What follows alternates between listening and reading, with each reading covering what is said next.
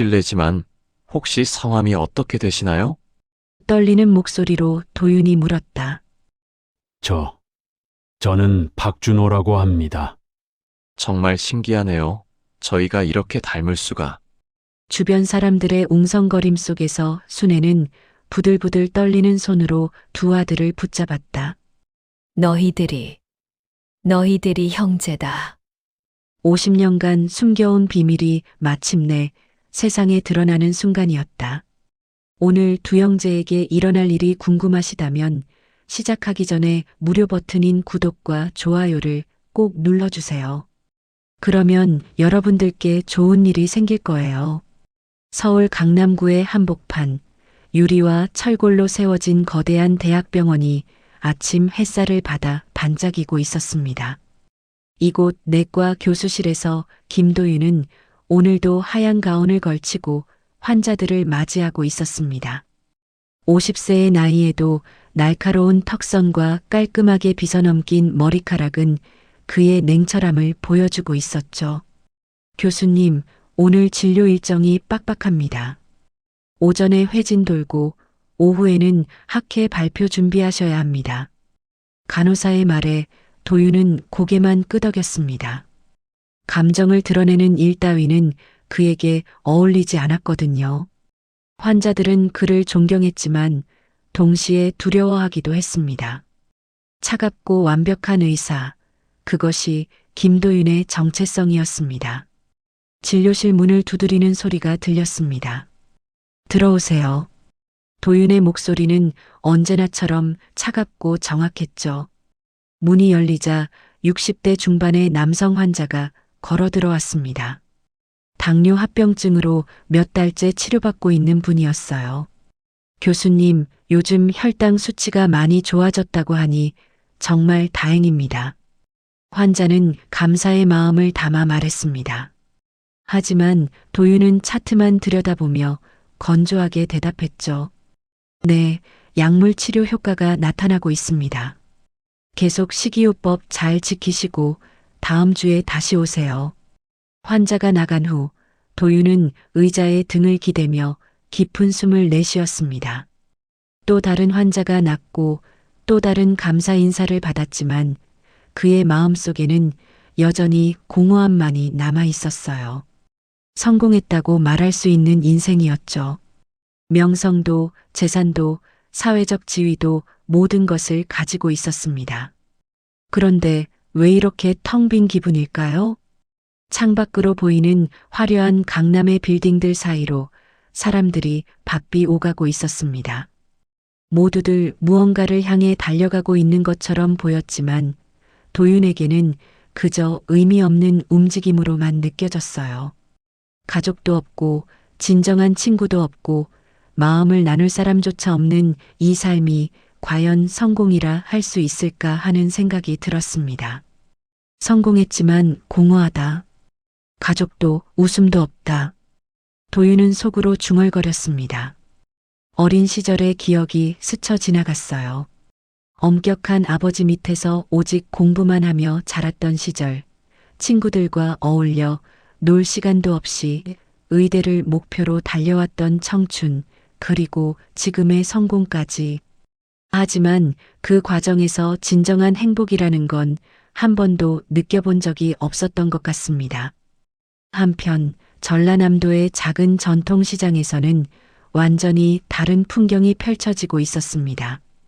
박준호가 운영하는 작은 반찬 가게 앞으로 단골 손님들이 하나둘 모여들고 있었죠.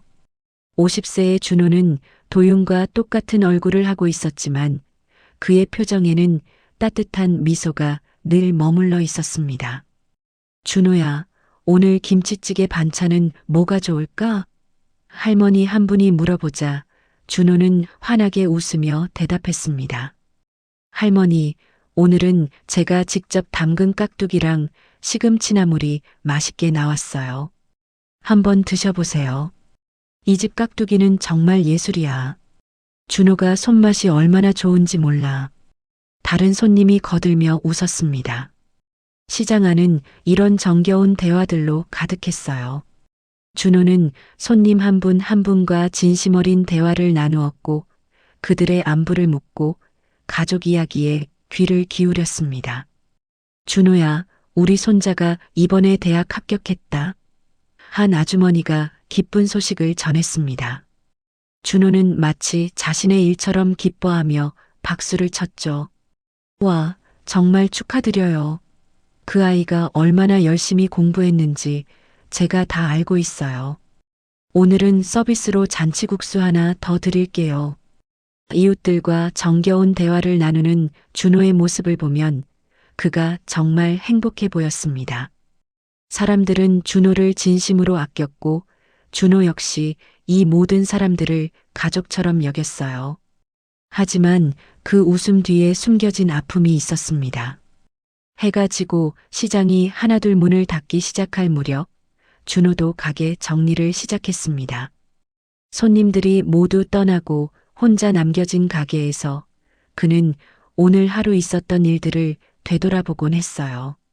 분명 즐거운 하루였고 사람들과 나눈 정도 따뜻했지만 마음 한구석에는 늘 채워지지 않는 빈 공간이 있었습니다. 사람들 속에 있어도 나는 늘 혼자다. 친부모 그 얼굴조차 기억이 안 난다. 준호는 속으로 생각했습니다. 어린 시절부터 입양된 채로 자란 그에게는 친부모에 대한 기억이 전혀 없었거든요. 양부모님이 정말 잘해주셨고 지금도 건강하게 살아계시지만 마음 한구석에는 늘 나는 왜 버려졌을까라는 한이 남아 있었습니다. 가끔 밤이 깊어질 때면 준호는 자신의 진짜 정체성에 대해 깊이 생각하곤 했어요.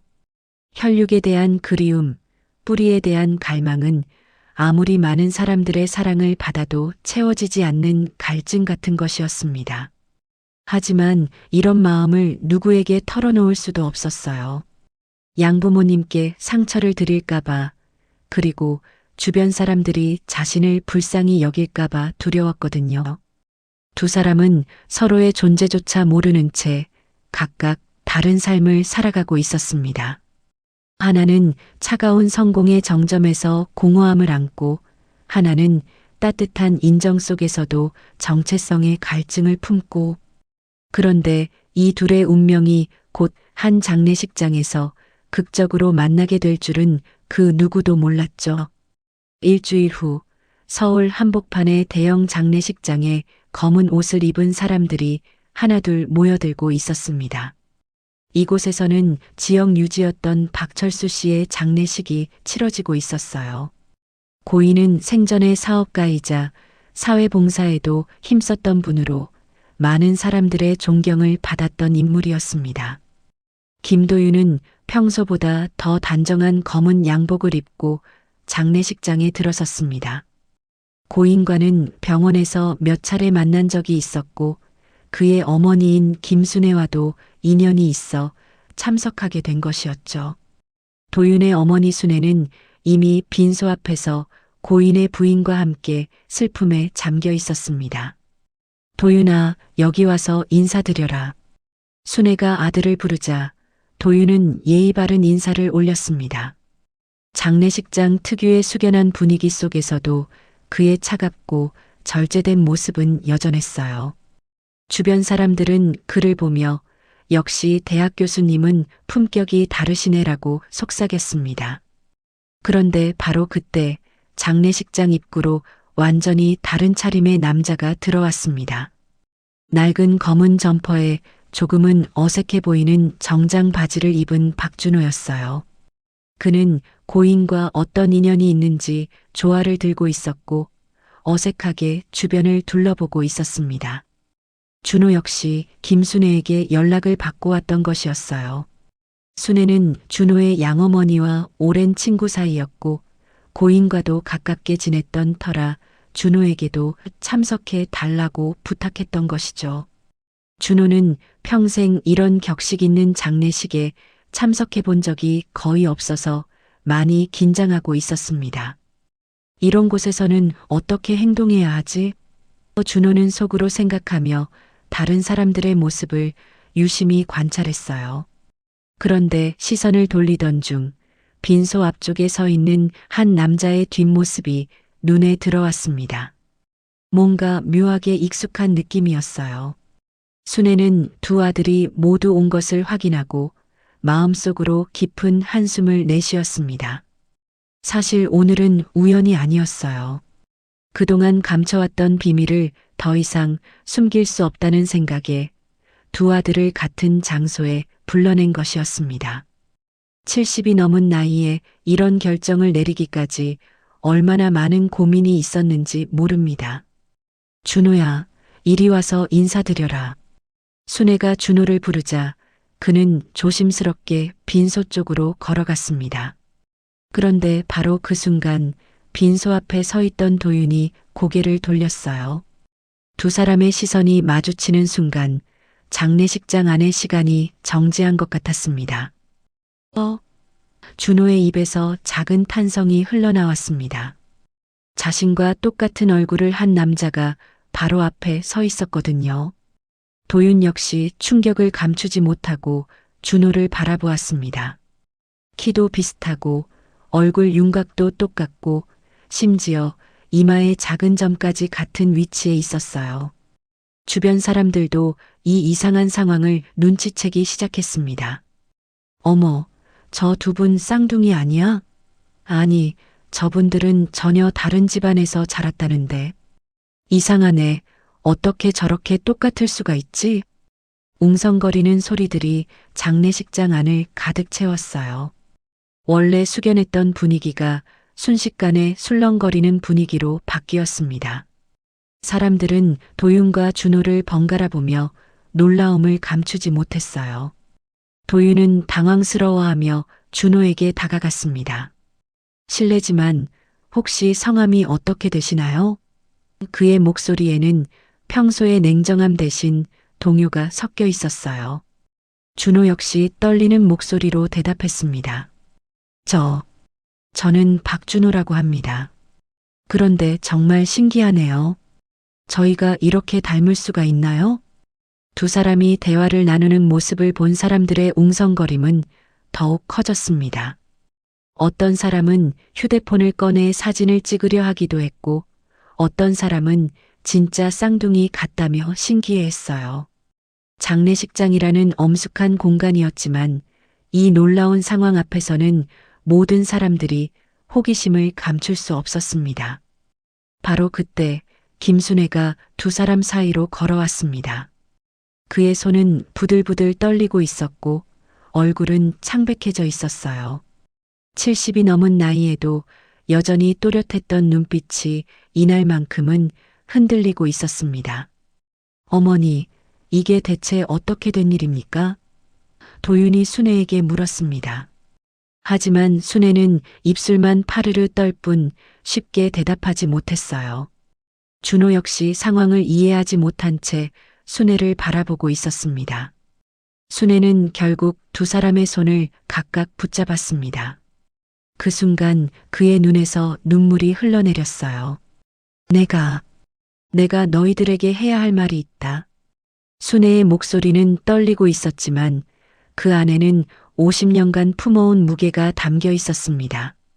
장례식장 안의 모든 사람들이 숨을 죽이고 이 상황을 지켜보고 있었어요. 고인을 기리기 위해 모인 자리였지만 지금은 완전히 다른 드라마가 펼쳐지고 있었습니다. 도윤과 준호 그리고 순애를 둘러싸고 긴장감이 흘러나왔어요. 바로 그때 장례식장 한쪽에서 고인의 친척 중 한 명이 의미심장한 말을 흘렸습니다. 그런데 말이야, 철수 형님이 생전에 남긴 서류들이 있다던데 곧 공개된다지? 이 말이 준호의 귀에 들어왔지만 아직은 그 의미를 알 수 없었어요. 순애는 두 아들의 손을 더욱 꽉 잡으며 말했습니다.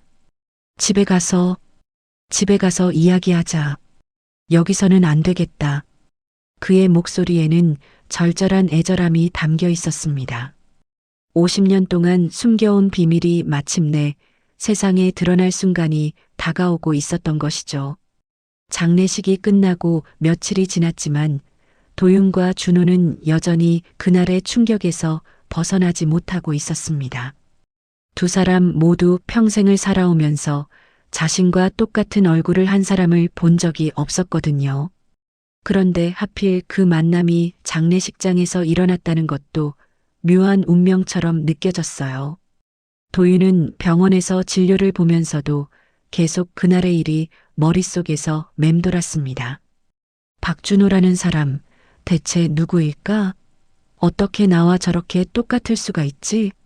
환자들과 상담을 하면서도 집중이 되지 않았어요. 평소 완벽주의자였던 도윤으로서는 이런 자신의 모습이 당황스럽기만 했습니다. 준호 역시 마찬가지였어요. 시장에서 반찬을 팔면서도 자꾸만 그날의 기억이 떠올랐습니다. 김도윤이라는 분, 대학 교수라고 하던데 나와 정말 닮았었어. 손님들과 이야기를 나누면서도 마음 한편으로는 계속 그 일이 신경 쓰였죠. 그런데 며칠 후 두 사람에게 동시에 연락이 왔습니다. 김순애가 자신의 집으로 와달라고 한 것이었어요. 얘기할 것이 있다는 간단한 메시지였지만 두 사람 모두 그 말 속에 담긴 무게를 느낄 수 있었습니다. 토요일 오후 서울 외곽의 조용한 주택가에 있는 순애의 집에서 세 사람이 마주 앉았습니다. 거실 탁자 위에는 따뜻한 차가 준비되어 있었지만 아무도 손을 대지 않았어요. 공기 자체가 무겁고 긴장감이 감돌고 있었거든요. 어머니, 대체 무슨 일입니까? 도윤이 먼저 입을 열었습니다. 그의 목소리는 평소보다 날카로웠어요. 성공한 의사로서의 자존심과 체면이 이상한 상황에 휘말리는 것이 못마땅했거든요. 저와 저분이 닮았다고 해서 뭔가 특별한 관계가 있다고 생각하시는 건 아니시죠? 준호는 도윤의 차가운 말투에 약간 위축되었지만 자신도 궁금한 것이 많았어요. 순애 이모님, 정말 이상해요. 제가 살면서 저렇게 닮은 사람을 본 적이 없거든요. 혹시 뭔가 아시는 것이 있으신가요? 순애는 한참 동안 말을 하지 못했습니다. 손은 계속 떨리고 있었고 입술도 바짝 말라 있었어요. 70이 넘은 나이에 이런 고백을 해야 한다는 것이 얼마나 힘든 일인지 두 사람은 아직 모르고 있었습니다. 너희들이 형제다. 순애가 마침내 입을 열었습니다. 그 한마디에 거실의 공기가 순식간에 얼어붙었어요. 도윤은 벌떡 일어서며 소리쳤습니다. 무슨 말씀을 하시는 겁니까? 그런 말도 안 되는 소리를. 준호 역시 충격을 받았지만 도윤과는 다른 반응을 보였어요. 마음 한편으로는 혹시 정말 그럴까? 라는 생각이 들었거든요. 어린 시절부터 자신의 뿌리에 대해 궁금해했던 그에게는 이 말이 완전히 말도 안 되는 소리로만 들리지는 않았습니다. 이모님, 정말 그런 건가요? 저희가 정말 형제라는 말씀이신가요? 준호의 목소리에는 기대와 두려움이 동시에 섞여 있었어요. 도윤은 준호를 거칠게 돌아보며 말했습니다. 당신이 감히 나와 형제라고 생각해? 나는 김 판사의 아들이고 대학 교수야. 당신 같은 시장 상인과 무슨 관계가 있겠어? 그 말에 준호의 얼굴이 붉어졌습니다. 평생 사람들에게 무시당하며 살아온 것은 아니지만 이렇게 노골적으로 무시당하는 것은 처음이었어요. 그럼 뭐 어때요? 시장에서 일한다고 해서 사람이 아닌가요? 당신이 아무리 교수라고 해도 그런 식으로 말할 권리는 없어요. 두 사람 사이에 팽팽한 긴장감이 흘렀습니다. 같은 얼굴을 하고 있으면서도 완전히 다른 삶을 살아온 두 사람의 갈등이 수면 위로 드러나는 순간이었어요. 그만해. 순애가 소리쳤습니다. 너희들이 싸우는 모습을 보고 싶지 않아. 내가 할 말이 더 있어. 도윤은 여전히 화가 나 있었지만 어머니의 말에 자리에 앉았습니다. 준호 역시 마음을 진정시키려 애쓰며 순애를 바라봤어요. 너희들은 쌍둥이야. 일란성 쌍둥이. 순애의 고백이 이어졌습니다. 50년 전 내가 너희를 낳았어. 하지만 하지만 사정이 복잡해서 준호를 다른 집에 보낼 수밖에 없었어. 이 말을 들은 도윤은 완전히 멘탈이 무너져 버렸습니다. 자신의 정체성, 자신이 믿어왔던 모든 것들이 흔들리기 시작했어요. 말도 안 돼요. 제가 쌍둥이라니. 그것도 저런 사람과. 준호는 오히려 눈물을 글썽였습니다. 그럼 저는 정말 버려진 게 아니었나요? 이모님이 정말 제 친어머니신가요? 순애는 고개를 끄덕이며 눈물을 훔쳤습니다. 미안하다, 준호야. 정말 미안해. 그때는 어쩔 수 없었어. 바로 그 순간 도윤이 벌떡 일어나며 준호를 거칠게 밀쳤습니다.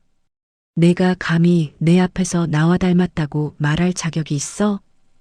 도윤의 목소리는 분노로 떨리고 있었어요. 내가 원해서 이렇게 된 줄 알아? 내가 빼앗아간 게 어쩌면 내 인생일 수도 있어. 준호도 더 이상 참지 않고 맞섰습니다. 뭘 빼앗았다는 거야? 나는 평생 부모 얼굴도 모르고 살았어. 당신은 최소한 어머니라도 곁에 있었잖아. 두 사람의 언성이 높아지자 거실 안의 분위기는 더욱 험악해졌습니다. 순애는 두 아들이 싸우는 모습을 보며 가슴이 찢어지는 것 같았어요. 바로 그때 순애의 휴대폰에 메시지가 하나 도착했습니다. 메시지를 확인한 순애의 얼굴이 더욱 창백해졌어요. 그것은 장례식장에서 만났던 고인의 친척으로부터 온 것이었습니다. 순애 씨, 철수 형님이 남긴 서류를 정리하다가 이상한 걸 발견했어요. 당신과 관련된 것 같은데 한번 보러 오실래요? 순애는 메시지를 보고 손을 부르르 떨었습니다. 설마 그 서류까지 발견된 것일까요? 아직 두 아들에게 말하지 못한 더 큰 비밀이 있었거든요. 순애가 받은 메시지 때문에 거실의 분위기는 더욱 긴장감에 휩싸였습니다. 도윤과 준호는 여전히 서로를 노려보고 있었지만 어머니의 급작스럽게 창백해진 얼굴을 보고는 뭔가 더 큰 일이 벌어지고 있다는 것을 직감했어요. 어머니, 무슨 일이십니까? 도윤이 물었습니다. 순애는 휴대폰을 꽉 쥔 채 한참을 망설이다가 입을 열었어요. 병원에서 검사를 받아야겠다. 너희 둘 다 검사요? 준호가 되물었습니다. 순애는 고개를 끄덕이며 말했어요. DNA 검사. 정확한 걸 알아야 할 것 같아. 더 이상 추측으로만 살 수는 없어. 며칠 후, 세 사람은 도윤이 근무하는 대학병원 검사실에 앉아 있었습니다. 도윤은 자신의 병원에서 이런 일을 해야 한다는 것이 체면상 못마땅했지만 진실을 알아야겠다는 생각이 더 컸어요. 준호는 처음 와보는 큰 병원이 신기하기도 하고 부담스럽기도 했습니다. 결과는 일주일 후에 나옵니다. 담당 의사의 말에 세 사람은 각자 복잡한 마음으로 병원을 나섰어요. 그 일주일 동안 도윤과 준호는 서로 연락을 하지 않았지만 둘 다 계속 그 일만 생각하고 있었습니다. 드디어 결과가 나왔다는 연락을 받고 세 사람은 다시 병원에 모였습니다. 담당 의사가 서류를 들고 나타났을 때 거실의 공기는 숨이 막힐 정도로 긴장감이 흘렀어요. 검사 결과를 말씀드리겠습니다. 의사가 서류를 펼치며 말했습니다. 두 분은 확실히 일란성 쌍둥이가 맞습니다. 유전자 일치도가 99.9%에 달합니다. 이 말을 들은 순간 준호의 눈에서 눈물이 흘러내렸어요. 평생 궁금해했던 자신의 정체성에 대한 답을 드디어 찾은 것이었거든요. 도윤은 여전히 받아들이기 힘들어했지만 과학적인 증거 앞에서는 부정할 수 없었습니다. 그런데 의사가 다음 말을 했을 때 모든 사람이 충격에 빠졌어요. 하지만 흥미로운 점이 있습니다. 북의 유전자가 다릅니다. 네, 그게 무슨 말씀이신가요? 도윤이 물었습니다. 준호와 순애도 이해할 수 없다는 표정으로 의사를 바라봤어요. 쌍둥이인데 아버지가 다르다는 뜻입니다. 의학적으로는 매우 드문 경우지만 불가능한 일은 아닙니다. 헤테로파터널 슈퍼펀데이션이라고 하는데 의사의 설명이 이어졌지만 세 사람의 머릿속은 이미 하얘져 있었어요. 도윤은 멍하니 앉아서 쌍둥이인데 아버지가 다르다니 말이 되나? 라고 중얼거렸습니다. 준호 역시 충격을 받았어요. 그러니까 우리 어머니가 하지만 그 말을 끝까지 하지는 못했습니다. 너무 충격적인 내용이었거든요. 순애는 이미 눈물범벅이 되어 있었습니다. 자신이 평생 숨겨왔던 비밀이 이렇게 과학적으로 드러날 줄은 몰랐거든요. 미안하다. 정말 미안해. 그것밖에 할 수 있는 말이 없었어요. 병원에서 나온 후 세 사람은 근처 카페에 앉았습니다. 하지만 아무도 쉽게 입을 열지 못했어요. 너무 충격적인 진실이었거든요. 도윤은 자신이 지금까지 믿어왔던 모든 것이 무너지는 기분이었습니다.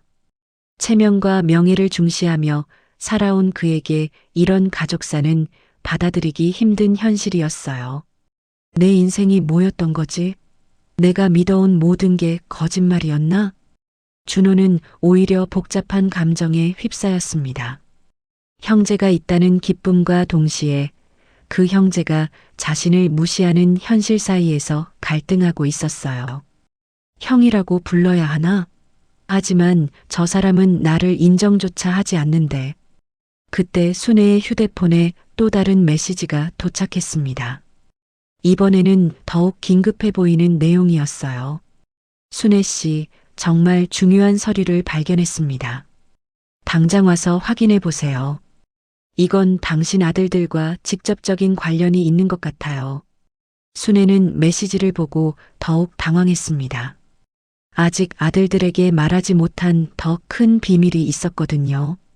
그것은 바로 준호의 친아버지가 누구인지에 대한 것이었습니다. 얘들아, 우리 잠깐 한 곳에 가봐야겠다. 순애가 말했습니다. 도윤과 준호는 어리둥절했지만 어머니를 따라 나섰어요. 그들이 도착한 곳은 고인 박철수의 집이었습니다. 고인의 조카가 그들을 맞이했어요. 와주셔서 감사합니다. 삼촌이 남긴 서류를 정리하다가 정말 놀라운 걸 발견했어요. 거실 탁자 위에는 오래된 서류들이 정리되어 있었습니다. 그 중에는 50년 전의 출생신고서, 병원 기록, 그리고 가장 충격적인 것은 유산 상속과 관련된 문서들이었어요. 이 서류를 보세요. 조카가 한 장의 문서를 내밀었습니다. 박만수라는 이름이 적혀 있는데 이분이 상당한 재산을 남기셨다고 되어 있어요. 그런데 상속자가 준호 씨로 되어 있습니다. 준호는 서류를 보고 깜짝 놀랐어요. 박만수? 그게 제 아버지 이름인가요? 순애는 고개를 끄덕였습니다. 그래, 준호야. 박만수가 내 친아버지야. 도윤은 서류를 낚아채며 자세히 살펴봤습니다. 거기에는 놀라운 내용이 적혀 있었어요. 박만수는 생전에 굴지의 건설회사를 운영했고 상당한 재산을 남겼다는 것이었습니다. 말도 안 돼. 이 모든 게 시장 바닥에서 자란 저 자식에게로 간다고? 도윤의 목소리에는 분노와 질투가 섞여 있었어요. 자신은 평생 열심히 공부하고 노력해서 겨우 이만큼 성공했는데 준호는 태어나면서부터 거대한 유산을 받을 운명이었다는 것이 믿어지지 않았습니다. 준호 역시 당황했어요. 운명이 이렇게 장난을 치는 건가? 평생 가난하게 살면서도 불평하지 않았던 자신에게 이런 반전이 기다리고 있었다니 믿기 어려운 일이었습니다. 순애는 두 아들의 반응을 보며 마음이 아팠습니다. 50년 전 그날 밤의 일을 생각하니 지금 이 순간이 얼마나 힘든지 누구보다 잘 알고 있었거든요. 하지만 이제는 모든 진실을 말해야 할 때가 온 것 같았어요. 유산 상속 문서를 본 후 도윤과 준호 사이의 갈등은 더욱 깊어져만 갔습니다. 도윤은 자신이 평생 쌓아온 모든 것이 한순간에 무너지는 기분이었고 준호는 갑작스럽게 드러난 진실 앞에서 어떻게 반응해야 할지 몰라 당황하고 있었어요. 고인의 집을 나온 후 세 사람은 다시 순애의 집으로 돌아왔습니다. 거실에 앉은 순애는 한참 동안 말을 하지 못했어요. 70이 넘은 나이에 이런 고백을 해야 한다는 것이 얼마나 힘든 일인지 두 아들은 아직 제대로 이해하지 못하고 있었습니다. 어머니, 이제 정말 모든 걸 말씀해 주세요. 도윤이 차갑게 말했습니다. 더 이상 숨길 것도 없잖아요. 이미 다 드러났으니까. 준호도 조심스럽게 입을 열었어요. 이모님, 아니 어머니, 정말 궁금해요. 도대체 50년 전에 무슨 일이 있었던 건가요? 순애는 깊은 한숨을 내쉬며 마침내 입을 열기 시작했습니다. 그의 목소리는 떨리고 있었지만 더 이상 숨길 수 없다는 결심이 담겨 있었어요. 50년 전, 나는 28살이었어. 그때는 지금과 달리 여자가 혼자 사는 게 쉽지 않던 시절이었지. 순애의 눈에 먼 과거를 그리워하는 듯한 빛이 스쳤습니다. 내가 사랑했던 사람은 박만수였어. 정말 따뜻하고 착한 사람이었지. 도윤과 준호는 숨을 죽이고 어머니의 이야기를 들었습니다. 평생 궁금했던 자신들의 뿌리에 대한 이야기가 드디어 시작된 것이었어요. 하지만 그때는 신분제도가 엄격했어. 만수는 가난한 집안 출신이었고 내 부모님은 절대 그런 결혼을 허락하지 않으셨지. 순애의 목소리에 깊은 아픔이 묻어났습니다. 그래서 부모님이 정해주신 사람과 결혼하게 되었어. 바로 도윤이 아버지라고 알고 있는 김 판사였지.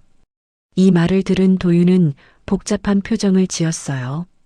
자신이 아버지라고 믿어왔던 김 판사와의 관계도 이제 다시 생각해봐야 할 상황이 된 것이었거든요. 결혼식 날 밤, 순애는 목이 메어 한참을 말하지 못했습니다. 그 기억은 너무나 생생하고 아팠거든요. 김 판사는 술에 취해서 그리고 나서 바로 잠들어 버렸어. 나는 너무 무서웠고 슬펐어. 거실의 공기가 무거워졌습니다. 준호는 어머니의 아픈 과거를 듣는 것이 마음 아팠고 도윤은 자신이 알고 있던 가족사와 완전히 다른 이야기에 당황하고 있었어요. 그런데 그날 밤 만수가 나를 찾아왔어. 순애의 눈에서 눈물이 흘러내렸습니다. 결혼식장에서 내가 우는 모습을 보고 견딜 수가 없었다고 하더라. 담을 넘어서 내 방까지 들어왔어. 도윤은 이 말을 듣고 얼굴이 붉어졌어요. 어머니, 그런 이야기를 왜 우리에게 하시는 겁니까? 부끄럽지도 않으세요? 하지만 준호는 달랐습니다. 어머니, 그래서 저희가 태어난 건가요? 그날 밤에 그의 목소리에는 이해하려는 마음이 담겨 있었어요. 순애는 고개를 끄덕였습니다. 그래, 그날 밤에 너희가 생겼어. 하지만 의학적으로 설명하자면 한 번의 배란기에 두 번이 그런 일이 있었던 거야. 그래서 너희가 일란성 쌍둥이로 태어났지만 아버지가 다른 거지. 이 설명을 들은 두 사람은 각각 다른 반응을 보였어요. 도윤은 여전히 받아들이기 힘들어했고 준호는 오히려 어머니의 젊은 시절 사랑 이야기에 마음이 아팠습니다. 그런데 왜 저를 다른 집에 보내신 거예요? 준호가 물었습니다. 이것이 그가 평생 궁금해했던 가장 핵심적인 질문이었어요. 순애는 더욱 눈물을 쏟으며 대답했습니다. 너희가 태어났을 때 김 판사는 쌍둥이라는 걸 좋아하지 않았어. 사람들이 수상하게 생각할까봐 걱정했거든. 그리고 순애는 잠시 말을 멈췄다가 계속했어요. 그리고 준호가 만수를 너무 닮았어. 김 판사가 그걸 눈치챘을지도 몰라. 그래서 나를 버린 거예요? 준호의 목소리에는 원망이 섞여 있었어요. 버린 게 아니야. 순애가 울면서 소리쳤습니다.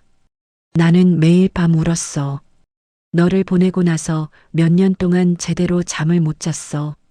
하지만 그때는 어쩔 수 없었어. 김 판사가 알면 너희 둘 다 위험할 수 있었거든. 도윤은 이 모든 이야기를 들으면서 자신의 정체성이 완전히 흔들리는 것을 느꼈습니다. 그러면 김 판사는 제가 자신의 친아들이 아니라는 걸 알고 있었던 건가요? 순애는 고개를 저었어요. 아니야. 김 판사는 끝까지 내가 자신의 아들이라고 믿었어. 너는 김 판사를 많이 닮았거든. 젠장. 도윤이 머리를 감싸며 중얼거렸습니다. 내 인생이 뭐였던 거지? 내가 자랑스러워했던 아버지도, 내가 믿어온 가족사도 모두 거짓말이었다는 거잖아.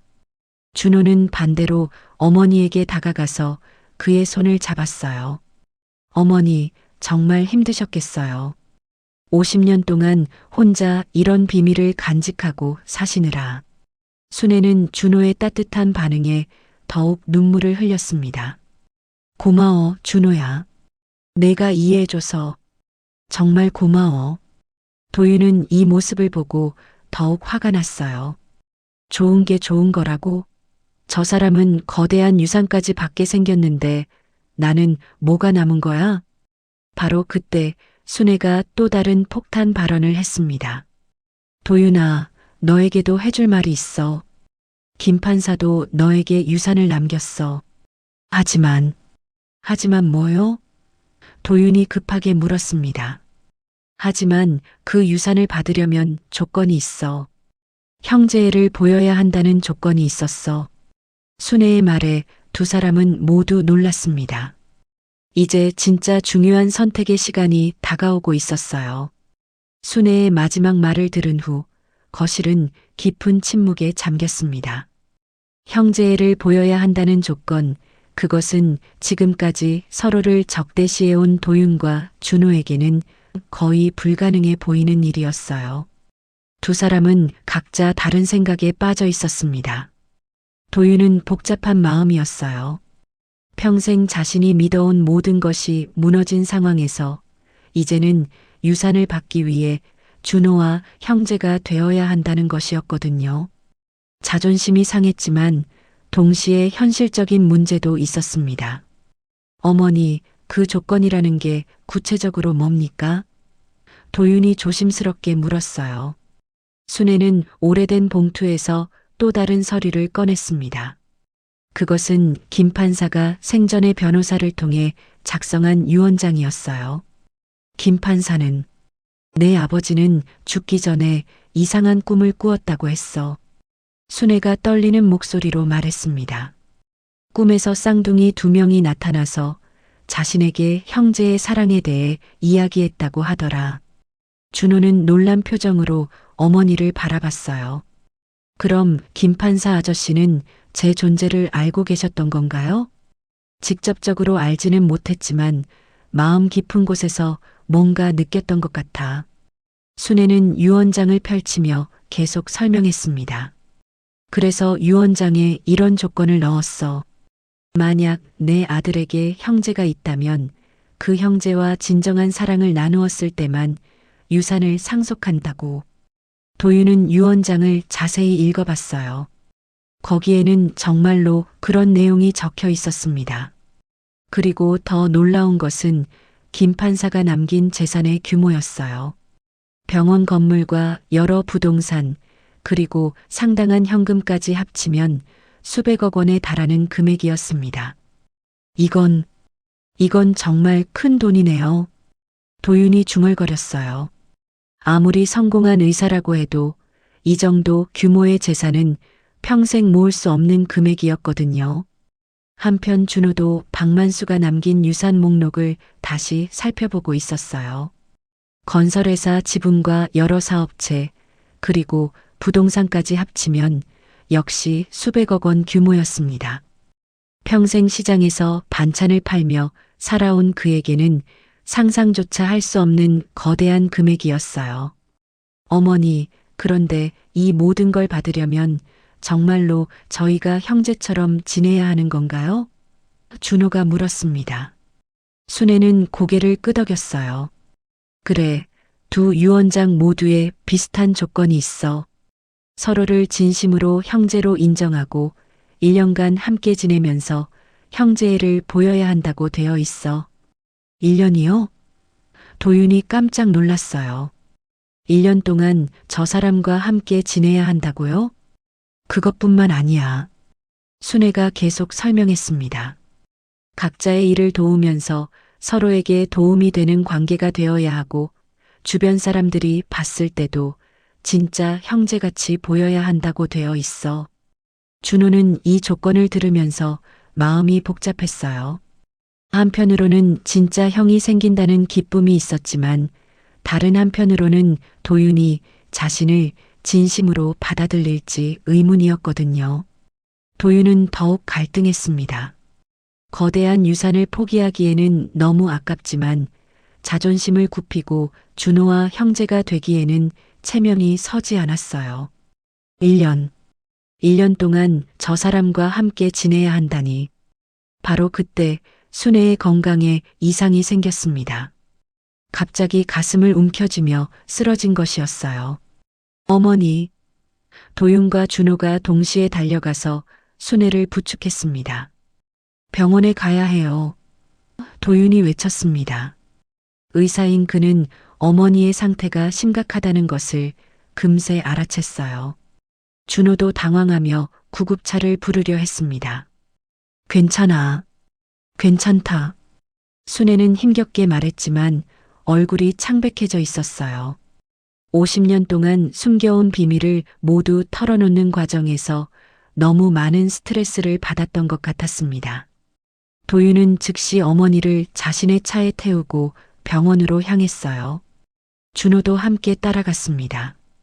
병원 응급실에서 검사를 받는 동안 두 사람은 처음으로 어머니를 걱정하는 마음을 공유했어요. 어머니 상태가 어떠신가요? 준호가 걱정스럽게 물었습니다. 도윤은 전문가적인 관점에서 설명했어요. 스트레스성 협심증 같습니다. 당분간은 안정을 취해야 할 것 같아요. 그날 밤 두 사람은 병실에서 어머니를 돌봤습니다. 평소 같으면 서로 말도 섞지 않았을 텐데 어머니의 건강 때문에 자연스럽게 협력하게 된 것이었어요. 제가 밤에 지킬게요. 준호가 말했습니다. 형은 내일 진료 보셔야 하니까 집에 가서 쉬세요. 도윤은 준호가 자신을 형이라고 부른 것에 약간 놀랐어요. 하지만 거부하지는 않았습니다. 고마워요. 그럼 내일 아침에 다시 올게요. 며칠 후 순애의 상태가 안정되었을 때 의사는 심각한 이야기를 꺼냈습니다. 환자분의 심장이 많이 약해져 있습니다. 큰 스트레스를 받으면 위험할 수 있어요. 이 말을 들은 도윤과 준호는 큰 충격을 받았어요. 어머니의 건강이 이렇게 심각한 줄 몰랐거든요. 어머니, 앞으로는 힘든 이야기 하지 마세요. 준호가 걱정스럽게 말했습니다. 도윤도 고개를 끄덕였어요. 맞아요. 건강이 가장 중요해요. 순애는 두 아들이 자신을 걱정하는 모습을 보며 미소를 지었어요. 너희들이 이렇게 화목하게 지내는 걸 보니 마음이 놓인다. 하지만 그때 병원 로비에서 뜻밖의 사람이 나타났습니다. 박만수의 변호사였어요. 그는 준호에게 시급한 이야기가 있다며 따로 만나자고 했습니다. 준호 씨, 박만수 회장님의 유산 상속에 문제가 생겼습니다. 변호사의 말에 준호는 놀랐어요. 다른 상속권자가 나타났거든요. 이 소식은 도윤에게도 전해졌고 두 형제의 운명은 다시 한번 큰 변화의 기로에 서게 되었습니다. 박만수의 변호사가 전한 충격적인 소식은 준호뿐만 아니라 도윤에게도 큰 파장을 일으켰습니다. 다른 상속권자가 나타났다는 것은 준호가 받을 수 있는 유산이 줄어들거나 아예 받지 못할 수도 있다는 뜻이었거든요. 다른 상속권자라니 그게 누구죠? 준호가 떨리는 목소리로 물었습니다. 변호사는 서류를 꺼내며 설명했어요. 박만수 회장님의 조카라고 주장하는 사람입니다. 그동안 해외에 있어서 연락이 안 되었는데 최근에 한국에 들어와서 상속권을 주장하고 있어요. 도윤은 이 상황을 지켜보며 복잡한 감정에 휩싸였습니다. 한편으로는 준호가 거대한 유산을 받지 못하게 된다면 자신에게는 유리할 수도 있다는 생각이 들었지만 다른 한편으로는 왜인지 준호를 위해 안타까운 마음도 들었어요. 며칠 후 법무법인 사무실에서 상속권 관련 회의가 열렸습니다. 준호와 도윤 그리고 박만수의 조카라고 주장하는 박진우라는 남자가 한자리에 모였어요. 박진우는 40대 중반의 남자로 해외에서 사업을 하다가 최근에 귀국했다고 했습니다. 제가 박만수 삼촌의 친조카입니다. 박진우가 자신 있게 말했어요. 삼촌이 돌아가시기 전에 저에게 유산을 남기겠다고 약속하셨거든요. 변호사는 양쪽의 주장을 들어보며 법적 검토를 했습니다. 박만수 회장님의 유언장에는 분명히 준호 씨를 상속자로 지정하고 있습니다. 하지만 박진우 씨도 혈족이므로 상속권이 있을 수 있어요. 준호는 이 모든 상황이 너무 복잡하고 어려웠어요. 평생 가난하게 살았던 그에게는 법적인 싸움이라는 것 자체가 부담스러웠거든요. 저는 잘 모르겠어요. 이런 복잡한 일은 처음이라서. 바로 그때 도윤이 입을 열었습니다. 잠깐만요. 박만수 씨의 유언장이 법적으로 유효하다면 준호가 정당한 상속자 아닙니까? 모든 사람이 도윤을 놀란 눈으로 바라봤어요. 도윤이 준호를 변호하고 나선 것이었거든요. 형? 준호가 감동스러운 표정으로 도윤을 바라봤습니다. 처음으로 도윤이 자신을 위해 나서는 모습을 본 것이었어요. 박진우는 이런 상황이 못마땅했습니다. 당신은 누구죠? 이 문제에 왜 끼어들어요? 도윤은 당당하게 대답했어요. 저는 준호의 형입니다. 제 동생이 억울한 일을 당하는 걸 보고 있을 수는 없어요. 이 말을 들은 준호의 눈에 눈물이 글썽였습니다. 평생 형이라고 부를 사람이 없었던 그에게 도윤이 자신을 동생이라고 부른 것은 정말 큰 의미였어요. 하지만 법적 분쟁은 쉽게 해결되지 않았습니다. 박진우 측에서도 변호사를 고용해서 본격적인 소송을 준비했거든요. 준호는 변호사 비용도 부담스러웠지만 도윤이 나서서 도와주겠다고 했어요. 동생이 힘들 때 형이 도와주는 게 당연하죠. 도윤의 말에 준호는 더욱 감동했습니다. 며칠 전까지만 해도 서로를 적대시했던 두 사람이 이제는 진짜 형제 같은 모습을 보이고 있었어요. 한편 병원에 입원해 있던 순애의 상태가 급격히 악화되었습니다. 스트레스성 협심증이 심해져서 수술이 필요한 상황이 된 것이었어요. 도윤은 최고의 의료진을 구성해서 어머니의 수술을 준비했고 준호는 밤낮으로 병실을 지켰습니다. 어머니, 괜찮으실 거예요. 준호가 순애의 손을 잡으며 말했어요. 저희가 이제 정말 형제가 됐으니까 어머니도 힘내세요. 순애는 힘겹게 미소를 지으며 두 아들을 바라봤습니다.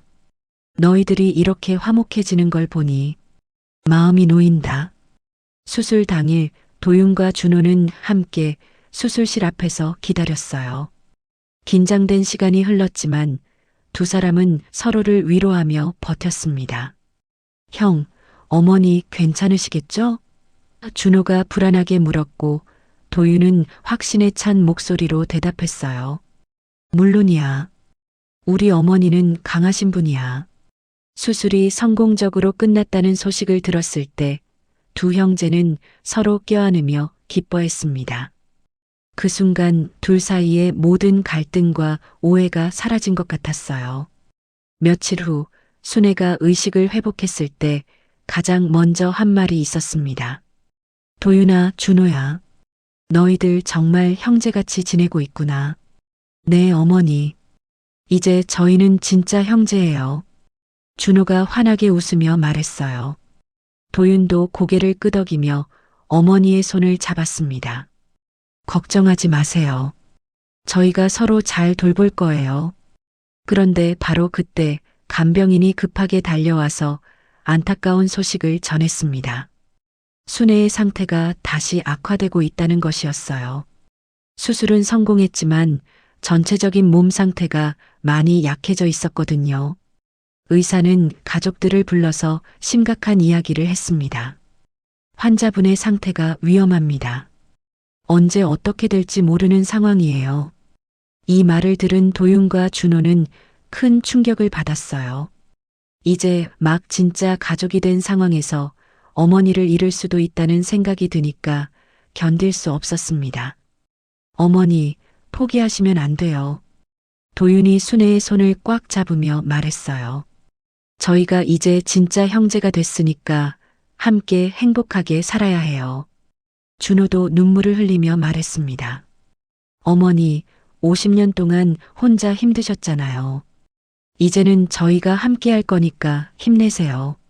순애는 두 아들의 말을 들으며 마지막 힘을 내려고 했습니다. 하지만 그의 몸은 이미 한계에 달해 있었어요. 너희들이 진짜 형제가 되어서 정말 고맙다. 순애의 목소리는 점점 작아져 갔습니다. 이제 마음 놓고 갈 수 있을 것 같아. 순애의 마지막 말을 들은 도윤과 준호는 어머니의 손을 더욱 꽉 잡았습니다. 병실 안에는 깊은 정적이 흘렀고 두 형제는 각자 어머니와의 마지막 시간을 소중히 여기고 있었어요. 어머니, 아직 포기하시면 안 돼요. 도윤이 떨리는 목소리로 말했습니다. 저희가 이제 막 진짜 가족이 됐는데 함께할 시간이 필요해요. 순애는 힘겹게 눈을 뜨고 두 아들을 바라봤어요. 너희 둘이 이렇게 서로를 아끼는 모습을 보니 내 평생 한이 풀리는 것 같다. 그의 목소리는 약했지만 그 안에는 깊은 만족감이 담겨 있었습니다. 어머니, 저희는 앞으로 계속 형제로 살 거예요. 준호가 눈물을 흘리며 말했어요. 그러니까 꼭 나으셔서 저희가 행복하게 사는 모습 보세요. 순애는 미소를 지으며 두 아들의 손을 포개어 잡았습니다. 너희 둘 다 내 아들이다. 피보다 중요한 건 마음이란다. 그 말을 마지막으로 순애는 조용히 눈을 감았어요. 생체 신호를 알리는 기계 소리가 길게 울렸고 의료진이 급하게 달려왔지만 이미 늦었습니다. 김순애는 두 아들이 지켜보는 가운데 평화롭게 세상을 떠났어요. 70년의 삶, 그중 50년을 비밀 속에서 살아온 그의 인생이 마침내 막을 내린 것이었습니다. 도윤과 준호는 서로 껴안고 울었습니다. 이제 막 진짜 어머니를 찾았는데 다시 잃게 된 슬픔, 그리고 50년 동안 어머니가 혼자 감당했을 아픔에 대한 미안함이 밀려왔어요. 장례식 준비를 하면서 두 형제는 자연스럽게 협력했습니다. 도윤은 자신의 인맥을 활용해서 격식 있는 장례식을 준비했고, 준호는 어머니가 생전에 아꼈던 사람들에게 소식을 전했어요. 장례식 당일 많은 사람들이 순애를 배웅하러 왔습니다. 도윤의 병원 동료들, 준호의 시장 상인들, 그리고 두 사람이 모르던 순애의 오랜 친구들까지 모든 사람들이 순애의 따뜻했던 마음을 기억하며 마지막 인사를 올렸어요. 순애 이모는 정말 마음씨 좋은 분이셨어. 시장 상인 중 한 분이 준호에게 말했습니다. 힘든 일이 있으면 누구보다 먼저 달려와서 도와주시곤 했지. 병원 동료도 도윤에게 비슷한 이야기를 했어요. 교수님 어머니께서 병원 일로 힘들어 하실 때마다 항상 격려해 주셨어요. 정말 자상하신 분이셨습니다. 두 형제는 이런 이야기들을 들으며 어머니에 대해 더 많이 알게 되었습니다.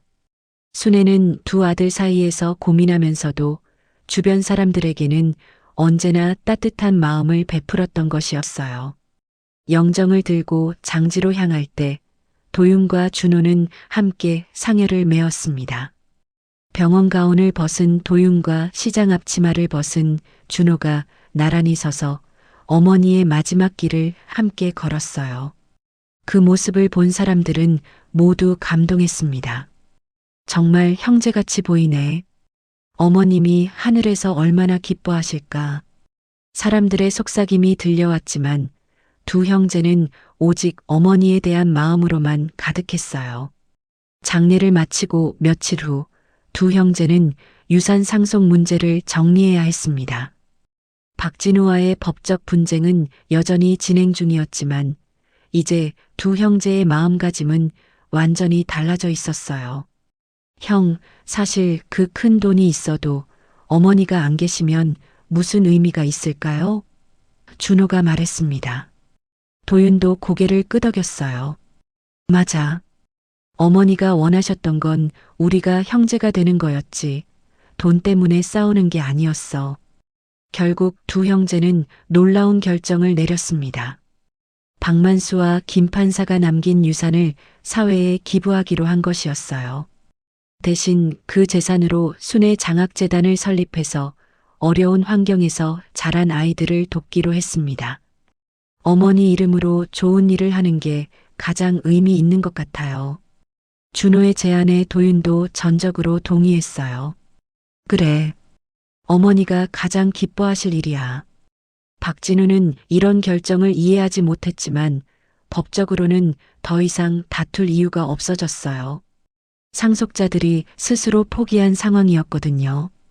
몇 달 후 도윤과 준호의 삶에는 큰 변화가 있었습니다. 도윤은 여전히 병원에서 일했지만 환자들에게 처음으로 진정한 웃음을 보이기 시작했어요. 차갑기만 했던 그의 진료실에는 이제 따뜻한 분위기가 흘렀습니다. 교수님이 많이 달라지셨네요. 예전보다 훨씬 친근하세요. 환자들이 말했고 동료 의사들도 놀라워했어요. 도윤 교수가 이렇게 웃을 줄 몰랐는데 준호 역시 변화했습니다. 여전히 시장에서 반찬 가게를 운영했지만 이제는 마음속 깊이 있던 외로움이 사라졌어요. 진짜 가족이 있다는 확신이 그를 더욱 밝게 만들었거든요. 준호야, 요즘 더 밝아진 것 같다. 단골 손님들이 말했어요. 뭔가 좋은 일이 있었나?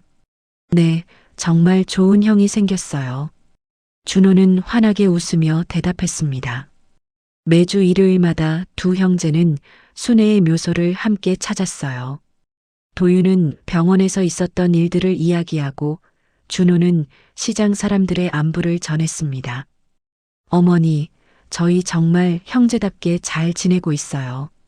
준호가 묘비 앞에서 말했어요. 도윤도 꽃을 정리하며 덧붙였습니다. 걱정하지 마세요. 저희가 서로 잘 돌볼 거예요. 어느 일요일 오후 묘소 참배를 마치고 돌아가는 길에 도윤이 말했습니다.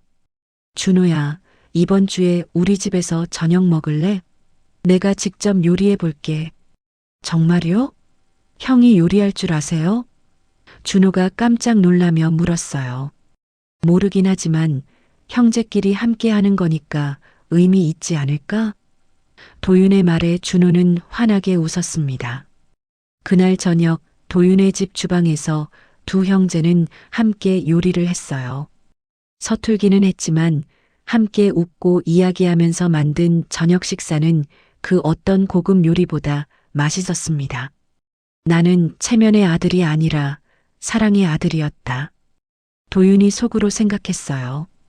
50년 동안 추구해왔던 성공과 명예보다 지금 옆에 있는 동생과의 정이 훨씬 소중하다는 걸 깨달았거든요. 나는 버려진 게 아니라 선택받은 인생이었다. 준호도 마음속으로 생각했습니다. 평생 궁금해했던 자신의 뿌리를 찾았을 뿐만 아니라 진정한 가족까지 얻었으니까요. 두 사람은 50년 만에 진정한 형제가 되었습니다. 그리고 이제는 남은 인생을 서로를 아끼며 살아갈 것을 다짐했어요. 순애가 그토록 바랐던 두 아들의 화합이 마침내 이루어진 것이었습니다. 오늘 사연 재미있으셨어요? 여러분의 구독과 좋아요는 저에게 큰 힘이 됩니다. 준호와 도윤이 앞으로 행복하길 원하신다면 댓글에 1이라고 써서 응원해 주세요. 시청해 주셔서 감사합니다.